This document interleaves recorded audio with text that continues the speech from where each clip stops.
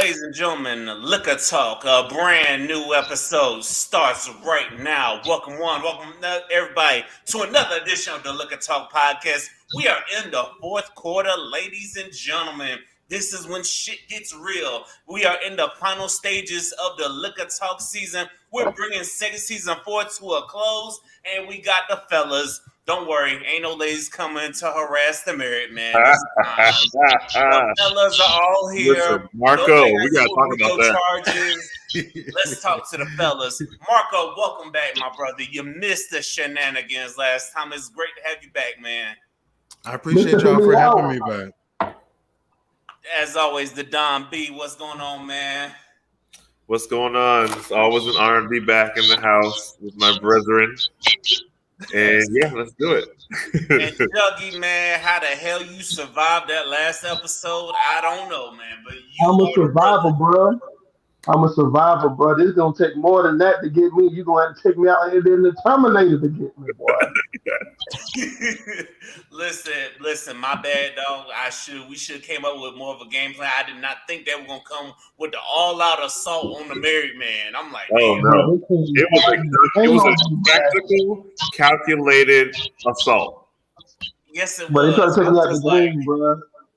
I'm like, me and Don B over here, like, hey, we they know not to fuck with us, so of course they go after the married man.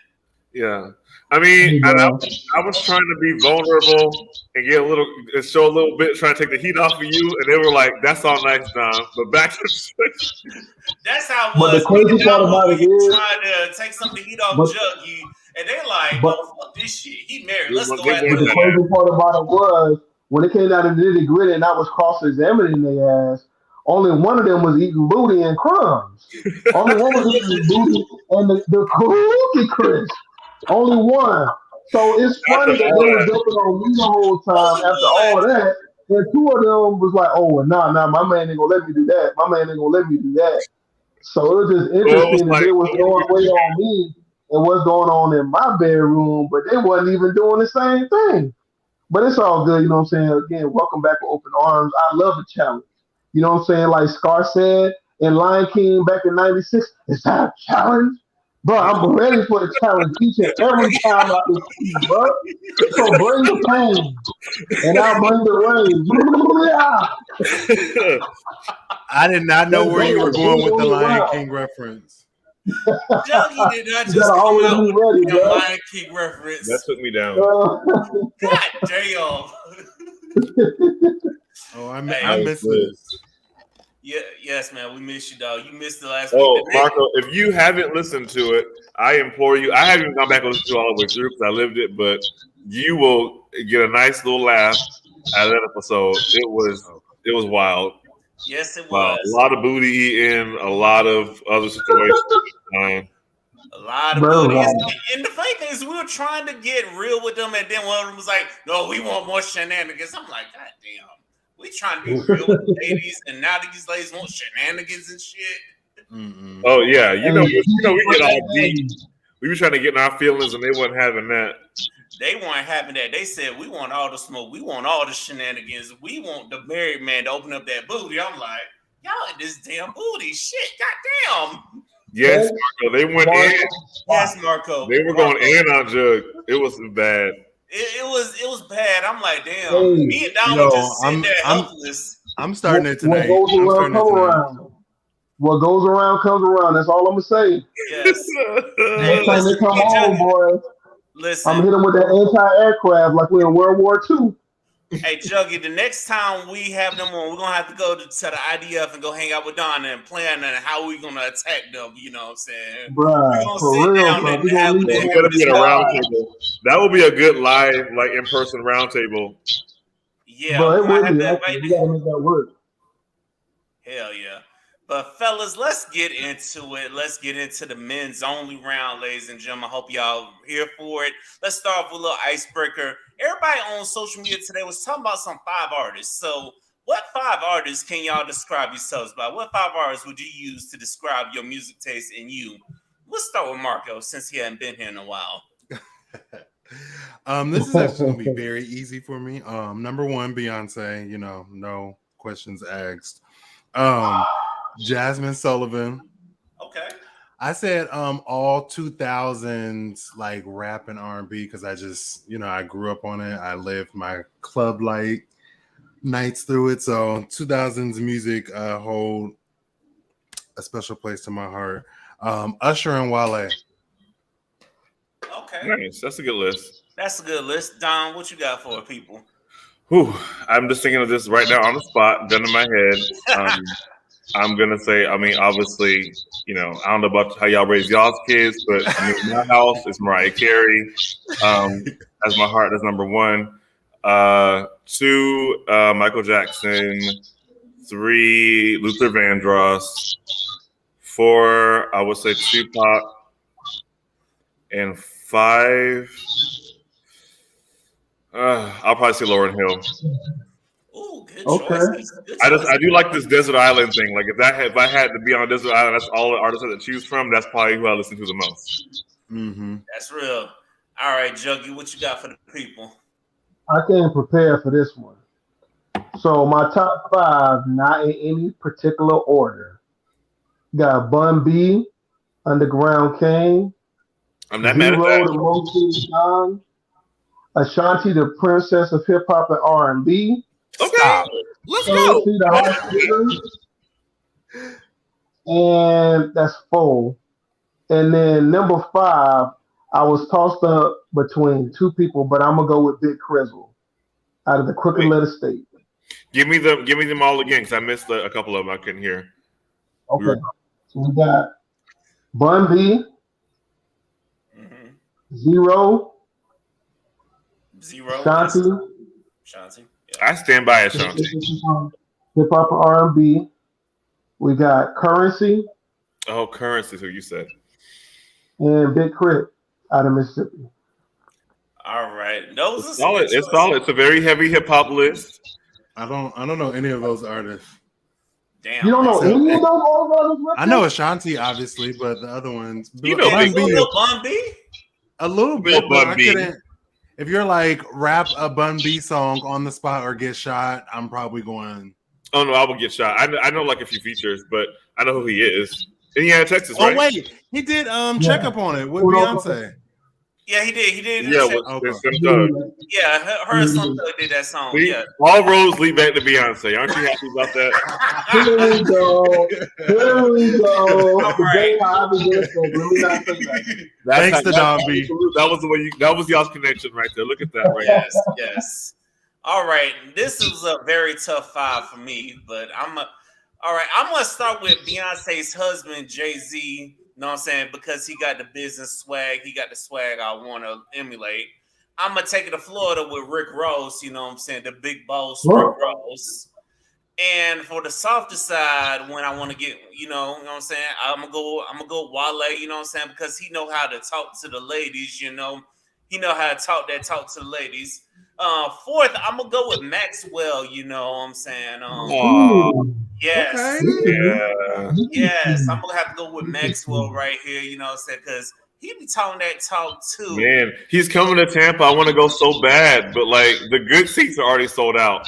I think I could have told you the good seats were gonna sell out. they sold out way too quick. I waited too long. So they have Paul Thomas coming too. I'm halfway tempted to just get the shitty seats and just go up there and get drunk and just listen to the music because I want to go. I love Maxwell, and it's Maxwell, Anthony Hamilton, and Joe. Oh, I'm trying to go to that.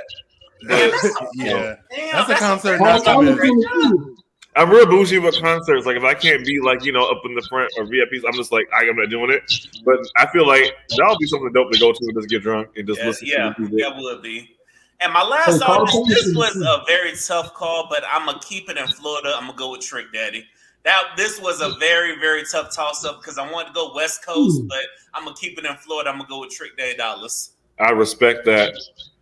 Okay. Yes. We don't the Trick Daddy of today. We honor the Trick Daddy of yesteryear. Yes, we honored the Trick Daddy yesterday. T $. Man that had y'all shaking your asses. Yes, we live for him. Absolutely. And those are our 5 artists that define us. Now we're gonna get to the death of a hated man. Well, yeah, he's hated, but I think he's, I feel like his opinions were hated. Let me light up for this one. But No. listen, we're gonna say rest in peace again to Kevin Samuels. Listen, I wasn't even gonna bring it up until I watched the episode of Atlanta when he was on there. I'm like, shit, they would drop this episode of Atlanta when he was on it. But my thing is, why the hell is everybody around here celebrating the death of a black man just because y'all didn't agree with what the hell he had to say? Fellas, what do y'all think? Go ahead, Can Juggy. I start, please? Please start. Please do. Kevin Samuels was an enemy of black women from whence he came. Kevin Samuels did not participate in constructive criticism. He did not live what he preached on his show. And so when we talk about all the times that we talk about, man, we got to do better by black women, here comes this cat named Kevin Samuels trying to pull out for modern day Tommy Sotomayor. We got to ask ourselves, what was it about Kevin Samuels that people emulate to the point where people getting tattoos of this dude, to the point where people are idolizing him, constantly keeping names and even in the New York Times? They'll put Kevin Samuels in the New York Times, but they won't. You know what? I'm not gonna go to walk around. No, go there. Go there. You got go ahead. Go ahead. Go there. All the leaders that we have in our community, they won't talk about them in the New York Times, but they'll take a pure misogynist and put him in the New York Times as if he's a scion of the community. And I know that a lot of people agree with what he said and his messages, and people say, oh, why you talk about him? If somebody disrespect my mama, curse my mama, call my mama trash, call my mama nothing of value, and they die, what you want me to go do an obituary at the funeral? I'm not gonna hate you, but you ain't none of my peoples. So the amount of black men standing by this man in death is horrible. Let's not forget how he died. Definitely wasn't practicing what you preaching, my guy. Yes. What goes around comes around. The universe does not lie. Karmic energy is real. It's universal. It's created by God. It comes all the way back around. You talked all that smack, but you died trying to give strokes to somebody who was bigger than what you said was a standard requirement for men of standard. So you got exactly what you deserve. Damn. And it's sad. I hope he said a prayer before he took his last breath. That part. Now listen, I agree all the way with what Juggy said, but the part that gets me was people tattooing. That said to me, I'm like, you guys are scared to stand up to y'all women because Kevin Samuels didn't give a fuck. He said what he was gonna say, even though we didn't agree with it. But some of y'all men, I'm like, but y'all asses, y'all won't stand up to y'all women, and also y'all asses know damn well y'all won't come on his show. So why the hell y'all tattooing this man on y'all damn leg? What the hell is wrong with y'all? I think people just want to be connected to this in some kind of way because it's like it is polarizing. Love him or hate him, like we're talking about it. So hey, maybe that's the mark you made, but. I think like the karmic thing is real. Like it's very ironic that you ended up your last moment, the last image of you on this planet is the exact opposite of what you have been portraying to other people. So there's something really bone chilling about that. I kind of want it to be like almost a cautionary tale because to me, Kevin Samuels, I'm first of all, I don't think that people making jokes and stuff like that is necessarily celebrating his death. I think there's a fine line, but I think people are just taking it very far on Twitter, and they kind of have the right to because he took it far in life. So you can't really control how he will celebrate, react once you're gone.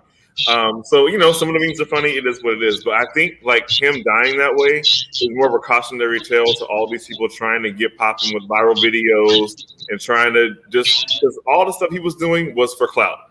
He was not trying to enrich any black people's lives. Not trying to. I'm sorry, but a lot of black men are like, well, he was teaching us how to groom ourselves and all this stuff. It's like that's not what his mission was. He wasn't trying to better anybody. It was all ego. It was our narcissism. It was like, I'm going to embarrass these black women, say funny things, and these videos will go viral because either they're funny or you hate them, but either way, you're talking about it, and that's what he lived on. So dying in such a like kind of tragic way, if you will, is almost kind of like, yeah, for all y'all thirsty ass influencers, this is what you have to look forward to. Like that clout gets you nothing because you can die tomorrow doing nothing with nothing. Like what did all that mean if you were only going to die, suddenly with some one night stand allegedly, who was the kind of woman you said was over? You know what I'm saying? So yeah, I don't know. For me, I feel like I should wake everybody up. It's just like I hope y'all realize that just being out here just talking shit to talk it is not it. So I think we lost Jug. Jug, come back on. Marco, what you think? He just texted the group and said that what happened. So I think you might be having some issues. Sorry. Continue. You fine. It was a shocker to me. Like I literally woke up one day and he's just trending. I'm like, he's dead. But I agree with what the Don B said. Like what we put out in the universe is what we receive. And to my point of view, he only put out negative energy. Like I've already cussed him out on this show, I believe. Yeah, I think we've all cussed him out on this show. So I'm not gonna cuss him out when he did because I already said what I needed to say. But there's a better place for people like you. You know what? I'm gonna say this: love him or hate him, he's still a black man. He's still one of ours. But we should not be out here celebrating and gloat over his death. You know what I'm saying? Yes. Celebrating, no. Yes, we're not going to sit here and celebrate. If you ain't got nothing nice to say about the man, please shut the fuck up and carry on. You know what I'm saying? Because you wouldn't want somebody celebrating your death. You know what I'm saying? We already dying out here at alarming rates, so we need to celebrate while we're here. Yeah, y'all want to his death and stuff. Well, why the hell some of y'all waiting to talk all this shit when he died, but y'all couldn't go say it to his face? I just want to add, I feel like, again, you cannot control how he will react when you just didn't put anything positive, right? You didn't leave any kind of mark where people would be like, oh man, what an amazing guy. Now, again, I don't think making jokes about it is cool. I haven't made any jokes, but I'm not gonna. I didn't laugh at somebody tweeted sorry about y'all's daddy. That shit was funny to me. I'm sorry, I laughed, but it's not laughing. It's the joke of him being the dad to all these niggas that look up to him, and now he's gone, and it's just like, dang, that was rough for y'all. You're already missing your first daddy. You know what I mean? That was a funny joke. Sorry. It was a funny thread. It was too rough, but it was funny. But he has a mother. He has siblings. You know what I mean? He has a family that's going to miss him. So I do feel like there's a fine line where it's like, have your fun, but let's reel it in now. You know what I mean? He doesn't have a family. So I feel bad for them, but it's still kind of his fault. But I don't want my grandmother to be saying jokes and memes of me as I don't pass on, God forbid. You know what I mean? So the human side of me gets that, but the petty side of me is just like, I mean, you were petty, my nigga, so people can be petty to you. It's kind of like it's as bad as he was. It was definitely an untimely death. The number of black men dying under 60 years of age is insanely alarming. His death definitely added to that. From what I understand, his mom had to find out via social media that her son was dead, despite what her son participated in. No parent should ever have to experience that.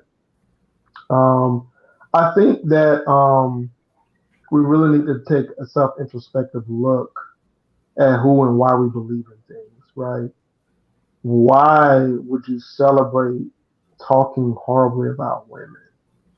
And I understand it's pervasive in our culture, but when we're trying to do better, when we're trying to, in a phase where we're trying to uplift, it's just disappointing to see people look at Kevin Samuels as a rallying point or as a, but he did this to guys too. Okay, that's not good either. Yeah. Just because he said it about men, that don't make it better. It'd be one thing if he was giving out reasonable advice. You're going to say because a woman has a couple kids, okay, they're from a couple different men, okay, so she made mistakes. Men can't carry children the last time I checked, although now they're trying to do all types of stuff. Yeah. But that's a whole other topic. The point of it is this. Let's take all these guys that support Kevin Samuels. Now we got to put you in the category the same way all the black people that voted for Donald Trump in the last election, we got to put them in the category too. And that's just the way that it is.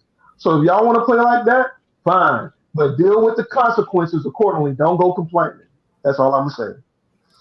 I get. What's up, I agree. No, I agree. I had a point, and then I got lost in what you said the second time, so it's gonna come back. No. It was agreeing with what you were saying. Like, yeah, it'll come back to me. Yeah, it'll definitely come back to him. You know, Marco, got anything you want to add? No, I already cussed the nigga out before, so just You know what? Oh, it came back. It's back. Hold up, it came back. It came back. Kevin Samuels, I put him in the same category as the Charlemagnes of the world, the Wendy Williams of the world, in the sense of like I don't like being blackly black pro black, but it feels like you're getting acclaim off of making black people the butt of the joke. And somewhere in that is as black as you want to act, there's some white supremacist type thinking in there because they do the same thing to black people that white people do all this time. So I just feel like, and I don't like putting racial pressure on celebrities. Like, you're this, so now you got to represent us and all this stuff. But I do feel like there's a responsibility of being a safe space in media for people like that because we don't have any. When we go to Entertainment Tonight, when we go to Jimmy Fallon, when we go to The View, Good Morning America, it's going to be all microaggressions, and the whole thing is a battle just to come across, looking the right kind of way, and all this stuff. So you would think a black presence would be a safe place for a black person to come on and be like, you get me, let me express myself. But no, you bring people on and you embarrass them. You talk about them. You find something to undercut them with that takes away from who they are and not uplift them. And everything doesn't have to be kumbaya, but it's like, we don't have nothing that's kumbaya. So can we get one? You know what I mean? Yeah. We get an Iyanla or something like that, and y'all make fun of her and say she's over the top and crazy. So it's just like I don't like. I think it's low hanging fruit. I don't like it. Wendy Williams does it. She only got a talk show because she spent years in the '90s tearing down people. Like, we laugh at the Whitney Houston versus Wendy Williams argument, but Whitney Houston was really going through it at the time, and Wendy was making money off of making fun of that. You know what I mean? Method Man, his wife was going through a cancer battle in the '90s. Nobody knew about that. Wendy Williams sold the story, and it got out everywhere. And it's like she's made money off of the pain of black people.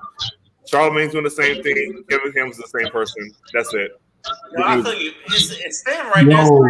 We see that in the entertainment industry as well. Look at Tyler Perry. Look at his damn movies. Why you gotta depict black pain? No offense, Marco. I know you work for the man. No offense, but okay, hold up now. Let's Mr. Perry, this is not. Don't mess up the man bag.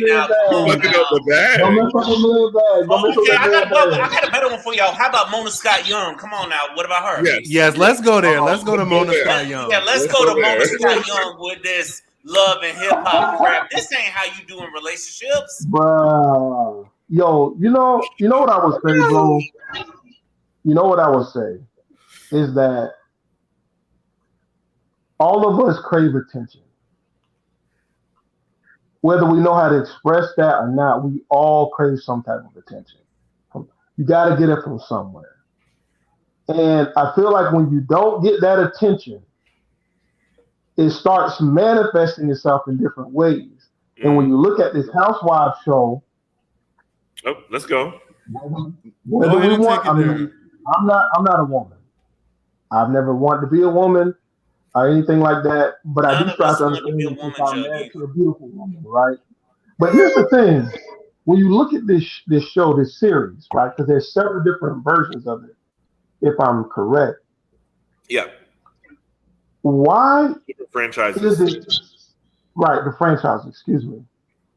Why is it so conflict driven for black people? It's all conflict. Mhm. And the thing is, when I sat down and looked at it, I was like, I thought they was having real beef. When I started looking at it, I was like, let me see what it has to be so good, right? Because everybody talking about this shit. I sat down and looked at the episode, I'm like, y'all not having a beef over nothing. All Over TV. Over nothing. nothing. I'm like, so you ain't like that person outfit? They were supposed to do this, and this. So you gonna fight them and smash they significant? I mean, what? It was just so petty, bro. And I understand it's a comedy value, but like, bro, like, You know I what? just, You it's know just what's not so for me. funny? I like drama in Star Wars. I like drama in Lord of the Rings. I like drama in Game of Thrones. Shout out to House of Dragons coming out later on this fall. I like drama like that, but it's something about that franchise said that just it's whew, you don't have to worry about me. You do not have to worry about me. I'm not gonna go on a whole thing, I promise. But just to your point, Jay, that's exactly what you said. The Housewives, they started off. They were different franchises. They were white. The first two were white. There was like New York and Orange County. Okay. Atlanta came along and they had the black cast finally. It was all black cast with one white woman. And they had authentic beef on that show. They really knew each other. There was real petty shit going on. And all these little one liners came out of like the fights that they caught. So it was authentic in the beginning. That Okay. put the whole franchise on the map.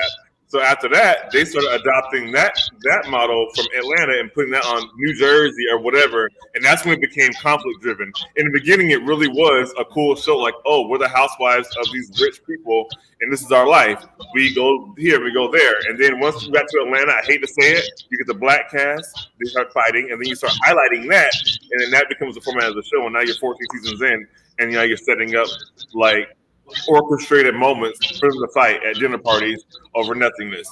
So it's like I hate to say it like that. I'm not trying to blame black people for that, but it's like we got the camera on us, and there was a chance at this being something really, really great, but we was on there fighting, and that got the tune, that ratings, and they just leaned into that, and everything from since then has been modeled from that, and the fighting has gotten more watered down ever since. But am I right, Marco? You would know. Oh yes, it's definitely that much so. I haven't watched the recent season, but like Jug I'm too said, they're old just for it now. literally fighting over like petty shit. Like Yeah. your husband was looking at me in the club, so I don't like you. What does she have to do with anything? Wait, what does You that should have to probably do tell with her, it? and Oh, then she can check her husband. But they're not thinking logically here. They're thinking But everything not for that. ratings and publicity and popularity. and the producers know that too. So I kind of blame the Hmm. producers. Them producers know who beefing and stuff. They know who beefing. They're like, okay, we're gonna bring them on because we know they beefing, and now we're gonna start this shit. Well, But yeah, Right.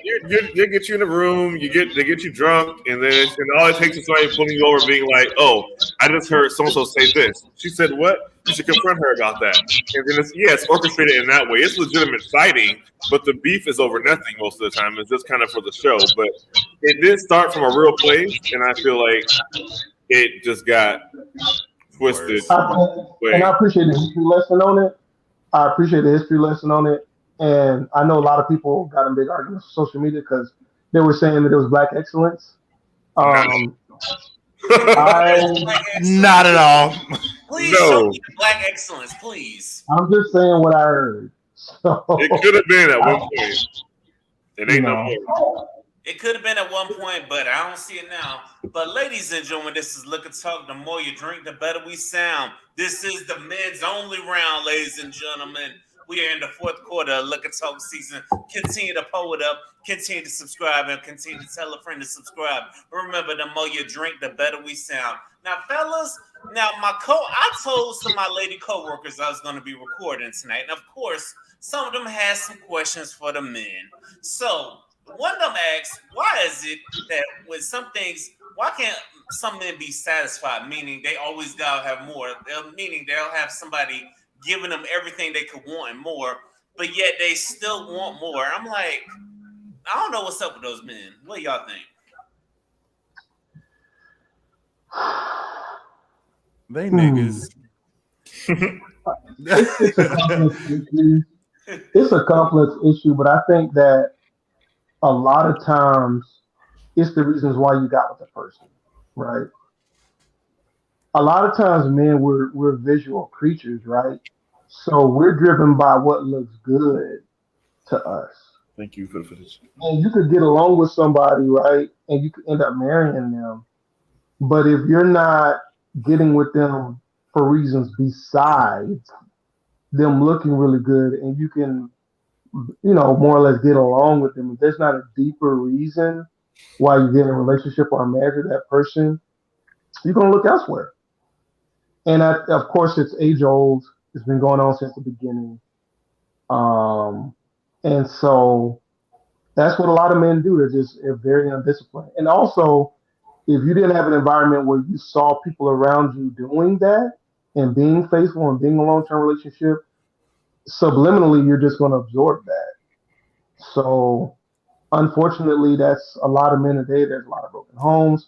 We're all very well versed with the Black community because we're a part of the Black community. Yeah. So we know all the situations that we're in is effed up and dysfunctional and all that crap. But the long story short is, if you don't have nobody around you portraying what it's supposed to look like, and you didn't get with that person for the right reasons, and you're not overly dedicated, like the first K-Dot album, shout out to the new album that he just came out with, it's not gonna work, man. Yeah, it's definitely not gonna work. Mark, you were gonna say something? No, I did listen to that album a little bit. And it was very interesting. I couldn't get past the track where it was just like a lot of "fuck you, bitch" and all this like just nonsense. Kendrick. Yeah, the new Kendrick album. Yeah, it's on my list. It's on my list too. It's definitely on my list. I heard it was good. No, I heard it was good too. I heard that same thing. You gotta keep going, Marco. That's just one song. It's much more deep stuff than that on the album. Yeah, it's a very deep meaning. So, like I said, it's probably one of those I'm gonna have to sit down and listen to again. But that's why I haven't heard it. I've been trying to give it some time. I was gonna say I wasn't talking shit about it. I just wasn't in the correct space, so I had to pause there, and I was like, "Oh, this is gonna be better than I expect." So I need to get in the right space and have a moment to myself to actually listen to it and process it.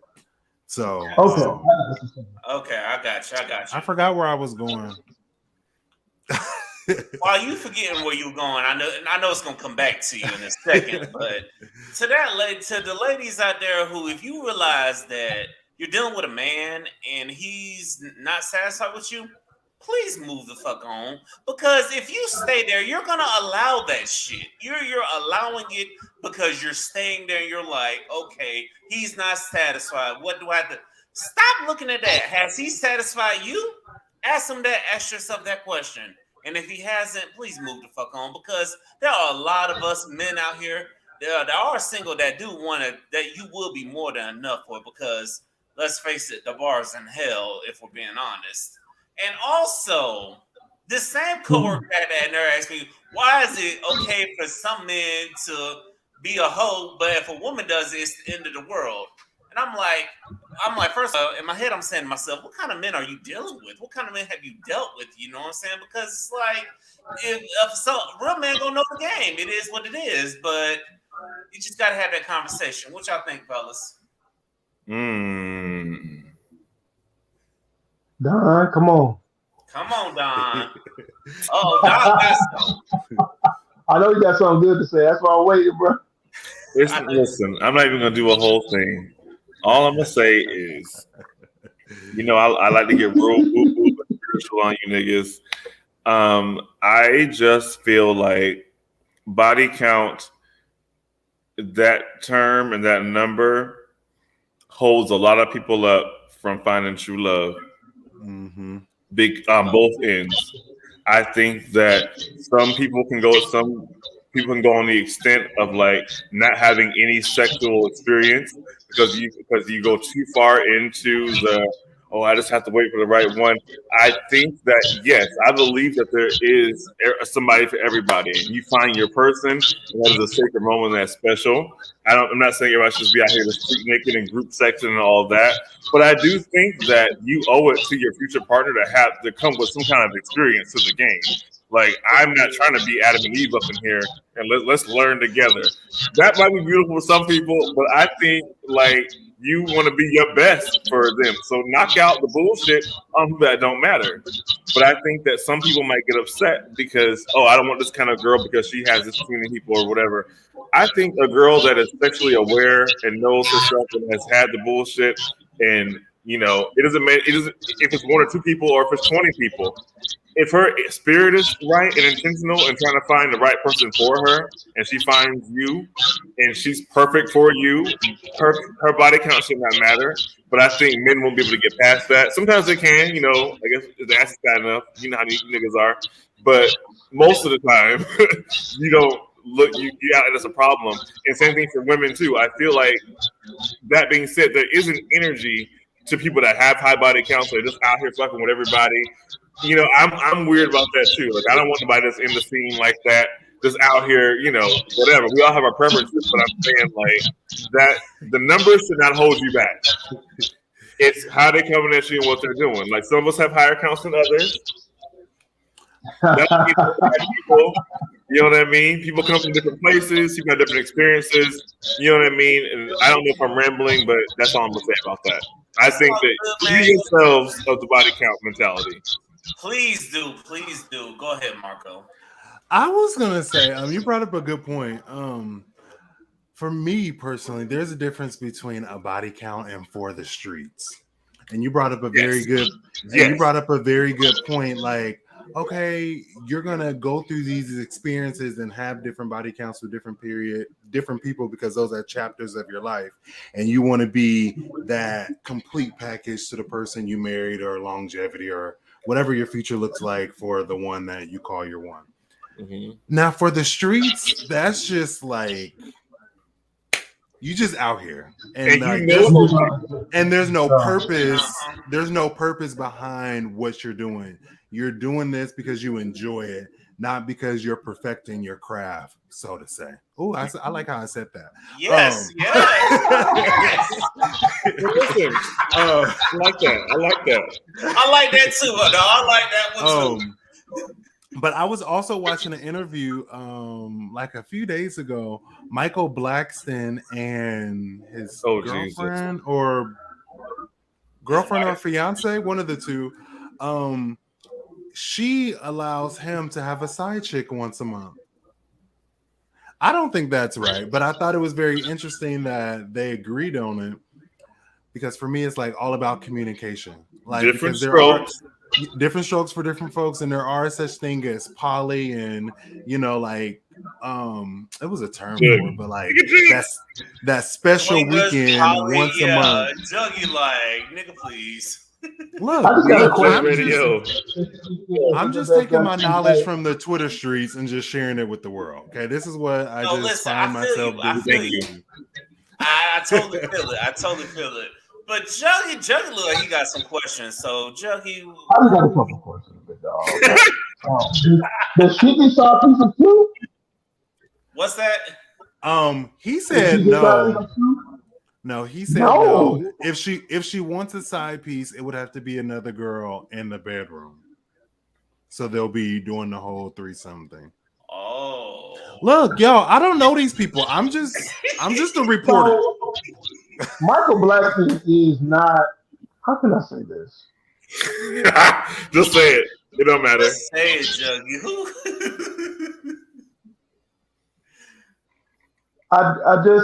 I guess these what the celebrities do ain't exactly what regular people should be doing. It's hard for me. It's hard for me because I know that so many women are thinking in their minds, okay, I'm always worried about if this person is cheating on me or seeing somebody else or getting somebody else some type of unwanted attention, right? And it's like, oh, you're telling us about this. And I'm just wondering why. Does she allow that? Does she like that? Or is it just something that she puts up with? If she likes it, it's no sweat to me. But I'm just wondering, why can't she do the same thing that he do? That's all I'm wondering. Oh yes. That part I don't get. I'm sitting here listening to it. I'm like, okay, that part I do not Because I'm get. sure she look better than he do. He looked like a Snickers wrapper that's been baked twice over in the sun Oh my god! with white lips. The brownies was left in the oven too long. Damn, you That could just wear bright colors. damn. He said the Snicker wrapper. So He didn't even say the Snicker bar. He said the Snicker wrapper. He Bro, that ain't dude be been up looking to right the to damn me, bro. as He be fuck. looking right to me, dude. No substance. No, let me tell you something. I agree, and I don't want to derail nobody, but can we pull over for a second at what Judge said and talk about how the open relationship thing does not necessarily go both ways? Like, because like I said, I've been very open and verbal and vulnerable on here about how I just believe in, I'm a hippie, free love, let's all have a great time. But you have to make that mutual. Niggas talk about polygamy and all this stuff because they want to have 2 and 3 girlfriends or wives or whatever. Well, does that mean your girl gets to have 3 niggas? No, because it goes back to that whole thing about body count and being ran through and being pure and all that stuff. I just feel like it's got to be one or the other. It's not fair for her to let him have a side chick and then she can't have a side whatever. Side nigga, side chick, whatever floats her boat. Like, I'm sorry. It goes back to that caveman mentality of just like, I am man. You are woman. You let me do what I want. You know what I mean? It's just like, I'm sorry. You know what? Y'all are not evolved and intellectual because y'all have a side chick on the side of your girl's okay with it. That's abuse. That means you tricked her into letting you have that. It's only cool if both of y'all have that. Outside of that, it's toxic. Yes, I agree. It's toxic. And also, I'm going to say this, though. Some women out there, y'all cannot allow that shit to happen. Y'all allow it by taking these niggas back. Y'all allow it by, like I said, taking these niggas back and telling them it's okay. Though if that shit ain't okay with you, kick their asses to the curb. Because they're thirsty to be with somebody. Else, because there are plenty of motherfuckers out here crying about the damn dating pool is pissed, the dating pool is that. So if somebody is not doing what you want them to do, kick their asses to the curb. So you can't be allowing that shit. You know what I'm saying? If I can't have this, then you didn't go for you. Then it boils down to communication. You got to hammer that out from the get-go during the talking stage. That's what the talking stage needed before, hammering out what the hell y'all want in relationships. And if that's what y'all want, good. If not, hit the bricks. Don't let the doorknob hit you. You feel me? And that's on period. Pretty much. Pretty much. Shout out to my coworker. I hope we answered your questions because you know what? We ain't with this double standard shit either. Let me tell you, coworker, I'm single, so take everything I say with a grain of salt. Hey, so I be talking shit out here like I'm out in these streets. I'm not. I'm in the house. So the coworker know I'm single, and I'm not shit. Her ass know I'm single. You know what I'm saying? I just be riding. You know what I'm saying? I be working and stuff. So you already know what it is. And me and Don about to have these single supremacy meetings coming real soon. Me and Don about to hammer that out, you know what I'm saying? So y'all be on the lookout for that, you know what I'm saying? Also, her last question to me was, why do some men hate when women nag? I'm like, what kind of men are you dealing with? Because you know what? Nag the hell out of me. That tells me you care about me. But continue. What was the question? Why do men get mad with women for nagging when the women say all we want them to do is get better? And I'm like, there is the difference between nagging and wanting us to get better. What y'all think? No, they nagging don't stop. Hot take. Hot take. I think that so nagging and getting you to encourage you to do better is two different things. Yes. If a woman loves you, she's gonna if she cares about you, she's gonna speak up about things that need to be done around the house. I need to get better, or you to do something that she's been asking you to do. Generally, women don't just nag just to that. Now, there's some out there who do, but generally, if they nagging you, it's because they care deeply about you. They still care. They still want you. It's like, okay, you said you got a job. Okay, you want to get a better job. All right, they hear that. So when you ain't spending no time working on a resume, you don't got a career coach, you didn't sign up for LinkedIn Premium, even though you got a bonus this month. You never on Indeed. Read You them. always smoking weed with your boys. You better go off, Like I Juggy. Talk to me, just Juggy. said, Talk you to have a me. better job, so we don't have to suffer and live in a roach infested apartment. I thought that's what I thought. So it's just like you. Now I'm not saying that there's some women that is constantly getting on me. They do that sometimes, but nobody's perfect, so that's to be expected. But generally, when a woman is like nagging a guy, it's because they care. Number one, and number two is probably because we're not paying attention. We're not doing what's supposed to do. Of course, you want to get better. I'm upwardly mobile. I don't know about y'all.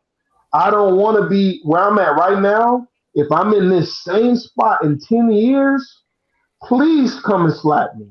Do a Snoop Dogg pimp slap on me. Please. Because I should not be in this same place in 10 years. I shouldn't. There'd be a travesty. It'd be a disrespect to my father and my father before him and my great great granddad. It'd be a disrespectful what they had to go through if I was in the same place. So yeah, man. I mean, nagging just means you need to get on your game. And when you're doing what you're supposed to do, bro, when you're doing what you're supposed to do in all areas, you ain't gotta worry about no nagging. It'll be nice and quiet and serene, like the countryside in Lake Okeechobee. Is that where you live? No. Bro, don't ever listen. Why the hell you had to say that, Marco? I was just making a joke for the show, but you ruined the moment. I would never live in Lake No, damn Okeechobee. well he ain't You no don't want to Lake live in Lake Okeechobee. Okeechobee. Trust me. Wait, Lake what? Lake Okeechobee. I ain't never heard of that joke. Lake Okeechobee is like this extremely rural area right above South Florida, like the Dade, Broward area, like Miami and Fort Lauderdale. There's this area in the middle of the state. It's this humongous lake in Florida called Lake Okeechobee. It's very rural, very red politically area. Catch my drift. A lot of night riding. Oh, gotcha. Okay. Yeah, but it's very quiet. I've never heard. I'm gonna research it. Oh yeah, Lake Okeechobee, Yeehaw Junction. Yeah, all that stuff is in Florida. People forget. Not Yeehaw Junction. Yes, Yeehaw Oh, it's Junction. only Florida. Bro, people forget. See, Florida done got so many like influx of northeastern and western and we got all these different people. People forget It's the South. that before all of that, all them people came. Because I'm born and raised. I'm a true Florida boy. Before all that stuff happened, bro, and Vic, my boy Vic too, you know what I'm saying? Before all these influx of people, bruh, the deep south, people forget. Listen, it's 2022 and there are still sundown cities, and one of them is in Florida, like maybe 30 minutes outside of Tallahassee. A town called Perry, Florida means y'all know what a sundown city is. If you're black. Oh, well, no. I actually just learned about that here in Georgia. Oh, sundown towns? Yeah, you gotta be careful with that. I grew up in a sundown town. Wait, you did? Big Spring, Texas. Damn. There was listen, it wasn't sundown by the time I was coming up. By that time, the blacks were taking over. But there is a north side of town, and then there's the rest of Big Spring. There's a north side bridge, and the north side the town is that big. You can drive through it in 5 minutes. Literally, it's like a pass-through town on the highway. But there's a north side, and then there's a bridge, and then there's the rest of the city. The north side is where the black people lived. So like my grandparents lived there, my great aunts lived there. Every black person that lives there, their grandparents live on the north side. It's called Banks Edition. And there's a school there that was a preschool, elementary school, and high school. It's a preschool now, but it was the black everything school before there. So all of our parents grew up on that side of town or whatever. And just as early as the 70s and 80s, when my parents were my age, and they were young, not my age now because I'm older, but when they were like teenagers and stuff like that, they had to be by law, had to be on their side of the bridge when the sun was down. If they were on the other side of the bridge and something happened to them, there were no protections from the law. Like, because you should have been back on your side. And that's what a real sundown town is. Like, the law is already in on it. Like, no, why are you out here? You're black. Your side is over there. And to this day, the town has been revolutionized with like gentrified and like new Starbucks and Taco Bells and all these new things. The north side is still the projects. It's still the old black people, and they're trying to buy that up and redo that too. But that's what sundown. But I didn't want to say that. Y'all need to watch Angry White American. It's a documentary. It talks about white people and how they got to where they are right now. And it talks about how Florida, originally, hillbillies came from Florida. They would send the degenerates, the Americans that lived here, they sent the poor, ratchet people out here because it was all thick, undeveloped land. It wasn't the beautiful beaches and resorts like we have now.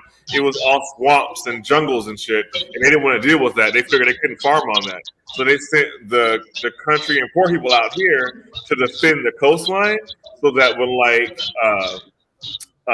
the French would come or somebody would come and try and like take over, the hillbillies were the first ones in line. And they would be up in the hills and they would shoot people or whatever. And that's where you get the whole stereotype of hillbillies being violent and being degenerates and all this stuff, because they were the outcasts of society. And they sent them to Florida to fend off like people coming in. So Florida, that's why Florida ain't shit, because it was founded on the lowest of the low. Like, Americans are already the bottom of the barrel, and they sent people they didn't like to Florida to develop Florida up. And here we are. Yeah. So I'm done talking. I wonder why Charlamagne the God always say the dumbest people come from some parts of New York and all of Florida. So yeah, it's the worst of the South. Like, literally the worst. Damn, Joe. We are really from the worst of the South. Hey, bro, every time I come home, you know what I'm saying, to Jack's, and I ride through Lodi, Stark, Gainesville. Man, bro, despite all the build up, I know UF has kind of upgraded Gainesville tremendously, right? But Lodi and Stark, Campville, like the middle part of the state outside of Orlando, where Don B run, like, it's pretty sketchy. Yeah, it's sketchy, man. Yeah. So it is very sketchy. You gotta be on your P's out here, man. Yeah. All of Florida is like very sketchy. Just those parts that Juggy said is like very sketchy. It's like, that's why if you take the back roads, you gotta be careful. And like, I'm happy they made a damn truck lane through yeah. I know what you're talking about. Yeah. Like, damn, on 301. Yeah, on 301. But yeah, it's I'm so glad. I knew Florida was racist because I remember Volusia County, Florida, where Daytona Beach is, was the last county in the whole country to ratify the Civil Rights Act. Oh, Volusia is crazy. Yes, yeah. Let me tell you something about Volusia. I was working down there during the pandemic because I worked for a company that did pop-ups, and one of their clients was in Volusia. So we had to pop up there like once every couple of weeks or whatever. There was a nigga walking through. It was like a farmer's market. He's walking through the farmer's market, waving a rifle, not holding it up. It's not on his back. Whatever. He's walking around just playing with it, waving it around. Kids are like, "Ooh, cool!" Passing around. I was like, "This is how white psychopaths are born. What are you walking around waving it for?" Like, and aiming at people and joking. Like, I was just like, I quit. It was in a pandemic. I decided that I was not feeling well and I was losing a safe environment for me. I quit, got unemployment, and that was it. I said, y'all can keep Volusia County. Like, this shit is crazy. Yeah. Niggas right in the daytime? Yeah. It's crazy. That's why anytime I go to Volusia, I'm like, okay, I'm just gonna go to Daytona Beach and that's it. You know what I'm saying? So Florida is one crazy state. Crazy. So come to the tourist parks. Don't go nowhere else. You heard it. Orlando, Tampa, Miami. Get out. Orlando, Tampa, Miami, and hell, some parts of Jacksonville. Hey, some parts of Jacksonville. Juggy can tell you what parts of Jacksonville. You know what I'm saying? Bruh. North side out there by Hilliard and them, bruh. Callahan. Orange Park or no? Orange Park used to be nice. Hold on. Orange Park is on the south side of Jacksonville. Yeah, that's going into Clay County. That's going into a different county. Like Middleburg, yeah, you got to be concerned. No doubt about it. Middleburg, you need to be concerned. But Middleburg is technically, half of Middleburg is in Clay, half is in Duval. So it's kind of, it's a mixture. It's not all Jacksonville, it's partially, but not fully. So yeah. Go ahead. The niggas are scary in Jacksonville too now. Those are the white folks. Yup. I was in a liquor store, and these two niggas that look just like T-Pain got to arguing and reaching for their waist in the liquor store, like hollering, arguing. And I was standing with my Malibu just like, can you ring me out? Can I just pay for my shit? I've never been so scared in my life, and I don't scare easy. But I was just like... Bro, I remember when I was 18, I used to want to be a running man. This too much. Yes, it is too much. Ladies and gentlemen, this is Liquor Talk. We got one more thing we got to get to. Shout out to my beautiful guest last week. She was holding it down in the ATL. Enchantress the Goddess. Shout out to her and the Enchantress Soul Radio. Y'all go check her out. You know what I'm saying? Check out the episode I did with her, by the way. Her question to the fellas, and this we're going to get out of here on this, is why do us men like to self-sabotage ourselves when we got something good? And I'm like, and I thought about it. I said, damn, we damn sure do be self-sabotaging. Who? Not me. Me. Hey, this was the question a lady had to ask for the fellas, and you know what I'm saying? And we want to answer the question of our beautiful black women. She's just probably dating the wrong niggas. Sometimes I feel like that too with all these women that be asking us shit. I'm like, what kind of motherfuckers are y'all dating? Shit. She need I would like for her to dig deep within herself to figure out what type of niggas she want. Because the niggas I know, they don't be self-sabotaging themselves. I'm saying a lot of stuttering words. Self-sabotage. You good, Marco? Themselves. Yes. Yes. If you are with somebody that you see as self-sabotage, God damn, you got me so in shit. God damn it. God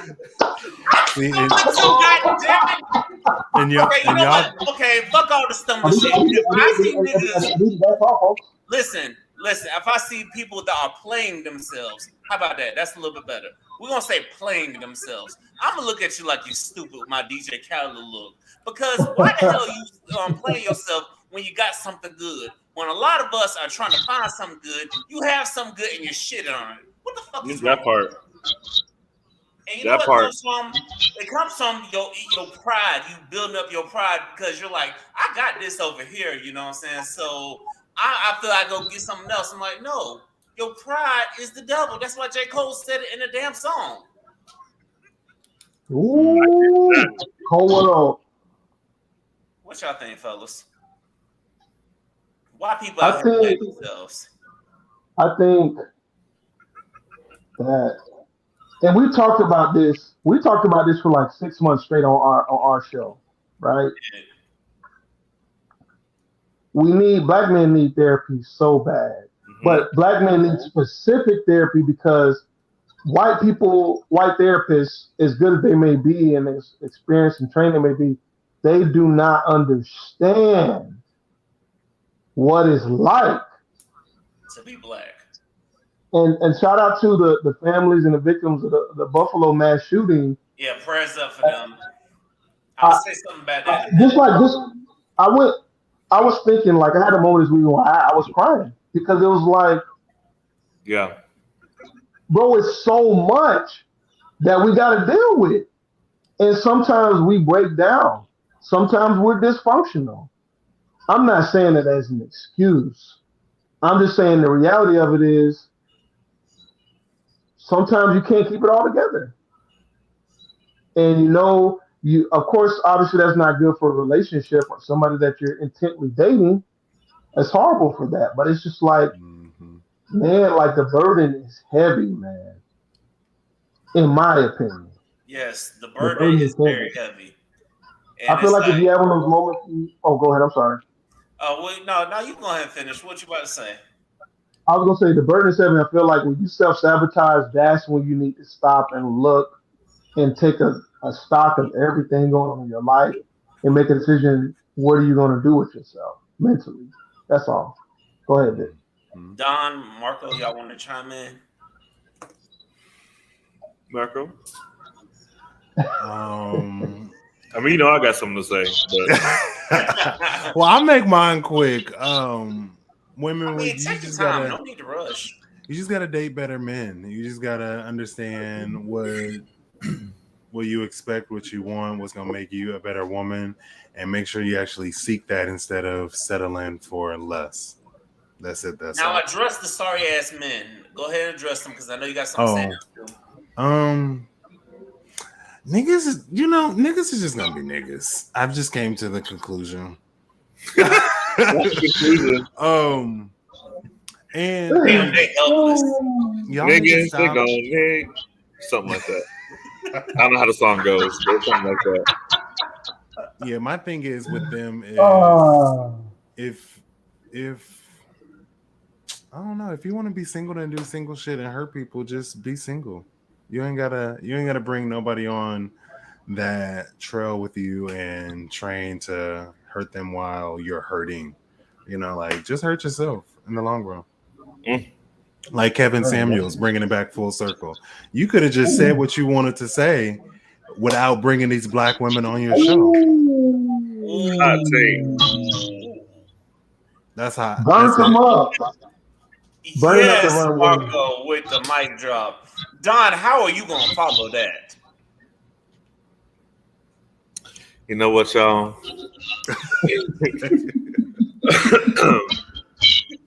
I really don't want this to sound like no kumbaya. Let's all heal ourselves. But I really think touch your neighbor. There's some group therapy that us as niggas can get together and do. By niggas, I mean black men and black women. I think that a lot of people are hurt out here. And I was just having a conversation with a black male friend of mine who was saying how he's like, a lot of his experiences have been like he's trying to date with a new mindset, because before his whole self-esteem was built off of like making like women feel good. So like he like going back to body count or whatever, like if he there's a girl sprung for him or whatever like that was like a notch in his belt. And he was talking about how that's toxic. And then I was thinking of Jasmine Sullivan. This is a random reference, but her album Hotels, she has these interludes in there from different women telling their hotels, if you will.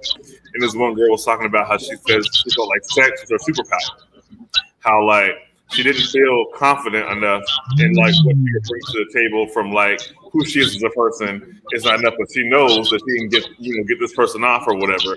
So sex is like her superpower, and I feel like men think the same way, as my friend said, and I felt that way before. I feel like sex is a very easy way to feel good about yourself without having to do the actual work of being there for something, right? So people self-sabotage because you get with somebody, you sleep with them, you blow their mind. Once that's done, you now have to be here and be present for the situation and like come with something else. Like, what's your favorite color, my nigga? Like, what do you like? Do we share the same values? All that stuff. And people don't want to get that invested because they haven't discovered that part of themselves yet. So what are you gonna do? I'm gonna play you. I'm gonna sleep with somebody else, and I get power in feeling like I played you, or you're trying to get back at me, or you want me, you miss me, but I'm out here doing my thing because I haven't done the work on the inside to feel good about myself. So I have nothing to give to you. So I have a sex. So the self-sabotage thing, I think, is people just trying to find some kind of control because they feel they have no control over anything. That's all. Yes. I definitely. Yes, double Thank mic drop on that. I'm gonna say this. This goes back to a common theme we've said time and time and time again. We need to go seek therapy if you are practicing that because that shit is gonna catch up to you. Those player ways are gonna catch up to you. You don't want to be looked up and you're old as hell and you're like, "Where's my woman at?" Well, you probably done played her because you done fucked around and played the wrong one. You know what I'm saying? So, ladies and gents, please seek healing. And also, you gotta communicate. If you just want to fuck somebody, you just want to get a good nut off, just say that. If you want Yeah. to be with intent, just say that. If you just want to be friends, just say that. So that way, ain't no way around it. You know what I'm saying? Because you can't say I didn't warn you because I told you from the start. And if somebody tells you from the start what they want, and it's not what you want, kick their asses to the curb. Tell them hasta la vista, baby, and keep it moving. And tell them that don't let the door out hit you with the. You know what I'm saying? And be honest with yourselves. I'm keeping it real. I'm not gonna go on a long thing here, but I have been on both sides. I have played with people. I have played the games. I've done that. So I'm not preaching nothing that I don't know nothing about. Like you should be doing this. It's you got to be honest with both sides. Where are you in the situation? Everybody's not a victim. You ain't a victim. If you feel victimized, then you have probably played games in some kind of way or done something that somebody else is all a karmic thing. So let's all just check Karma's a ourselves. bitch, y'all. And Listen, that's karma's all. a bitch because you think you winning right now, but guess what? Somebody gonna fuck around and play you, and guess what? You know, and you gonna feel how that person felt. You know what I'm saying? So to all the people out there who played me, you know what I'm saying? I forgive you. You know what I'm saying? Hey, welcome to Look at Talk. You know what I'm saying? Go ahead and subscribe. I forgive you, but guess what? Don't ask for a seat at my table though. Oh, that part. That part. Backstage pass revoked. Yes. My QR code's not working. What happened? Revoked. Yeah. So to all my people out there, if you want to do this self-sabotaging shit, don't waste a real person's time. Because when you waste a real person's time, you're going to find out it's going to hit you when you least expect it, y'all. So I hope that to all the ladies out there listening to the fellas, I hope we answered your questions. I hope we did, because that's what the men's on around here for. We here to answer questions. We here to enlighten and entertain. I hope y'all enjoyed this shit. We look forward to the next time we have some ladies on. But I'm telling y'all, the next time you hear the fellas, we will be closing season 4 of Liquor Talk. We done brought in episode 200 of Liquor Talk together, and now we're gonna close season 4 together. We survived the crazy women that went after the married man together. You know what I'm saying? This is what we do. Now the next goal, we got some lofty goals for season 5, so y'all just stay tuned. But until the next time, y'all, let's tell the people how they can subscribe. Marco, I hear you doing big things on Hear Me Out. You got to have us all on Hear Me Out one day, man. Yeah, Marco. So tell me how to find you. Y'all know I'm shy. You got shot too, damn it. Hey y'all, thank y'all for tuning in once again. Gentlemen, thank you for having me. Make sure y'all tune into the podcast at Hear Me Out. Wherever you find a podcast, you can hear me out, and I'm out.